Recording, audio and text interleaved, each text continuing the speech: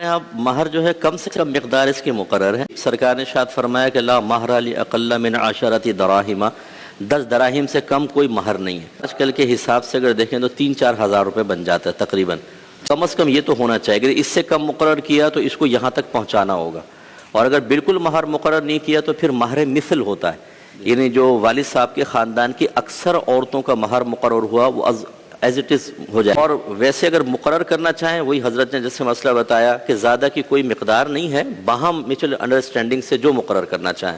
اتنا نہ ہو وہ بعد اوقات لڑکی خوبصورت ہوتی ہے یا جو لو میریجز ہوتی ہیں اس میں ایموشنلی بلیک میلنگ کرتی ہے کہ یہ حور اسی وقت تمہارے قابو میں آئے گی جب اتنا تم پیسہ دو گے، اور اسے سمجھتے ہیں بچی کے پروٹیکشن کے لیے.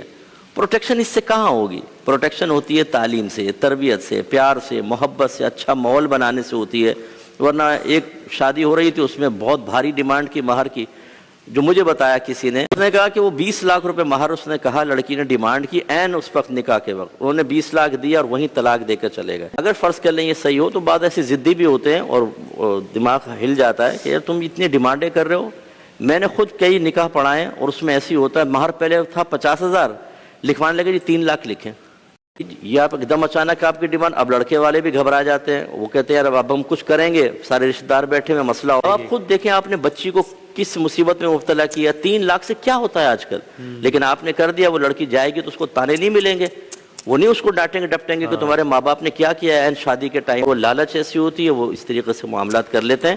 تو زیادہ کی کوئی مقدار مقرر نہیں، باہم رضامندی سے کر سکتے ہیں. اصل میں مہر 2 طرح کے ہوتے ہیں، ایک معجل ہوتا ہے عین سے، ایک حمزہ سے ہوتا ہے مؤجل. معجل جو ہے اس کو عند الطلب بھی کہتے ہیں.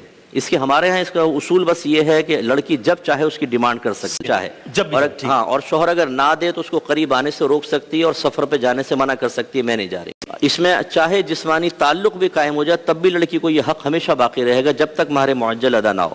اور جو حمزہ والا ہے وہ یا تو اس کی مدت مقرر ہوتی ہے، یہ تعجیل سے ہے یعنی مدت مقرر 30 سال. اور ہمارے عرف میں ایسا ہے کہ موت کے وقت یا طلاق پہ پھر دیا جاتا ہے. یعنی شوہر نے طلاق دے دی تب دیں گے، یا شوہر فوت ہو گیا تو پہلے مہر لے کے اس کو وراثت کے مال میں عورت کو دیا جائے گا، پھر وراثت تقسیم ہوگی.